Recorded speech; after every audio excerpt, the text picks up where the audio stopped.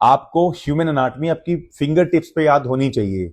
शुरुआत करेंगे हेड से। हेड को बोलते हैं स्कल। उसके बाद फेस की जो बोन होती है, हमारी जो लाइन जिसको हम बोलते हैं, ये होता है हमारा मैंडिबल।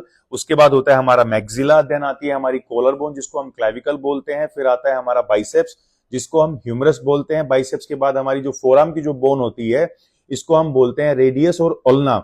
उसके बाद हमारी जो पाम जो होती है, इसमें कार्पल्स, मेटाकार्पल्स, देन फिलेंजीज। फिर हम आते हैं हमारे स्पाइन को लेके। जो सर्वाइकल जो होता है उसमें हमारा 5 हिस्सों में हमारी स्पाइन को डिवाइड किया गया है। सर्वाइकल रीजन, थोरेक्स रीजन और लंबर स्पाइन, देन हमारा सैक्रम, देन हमारा कोकेक्स। उसके बाद अगर हम बात करें कि हमारे जो रिब केज होता है, रिब केज में कितनी हमारी फ्लोटिंग रिब्स होती हैं और हमारी कितनी रिब्स जो कि अटैच होती हैं, तो वो भी हमें पता होनी चाहिए। दूसरा, जो हमारे सामने एक बोन होती है जिसको हम मेनिब्रम बोलते हैं। फिर हमारी दूसरी एक लंबी वाली बोन आती है चेस्ट में जिसको हम स्टर्नम बोलते हैं।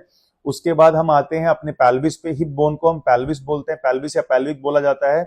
फिर आती है हमारी थाई की बोन जिसको फीमर बोलते हैं। घुटने के ऊपर जो छोटी सी कटोरी नुमा जो चीज होती है, इसको हम पटेला बोलते हैं।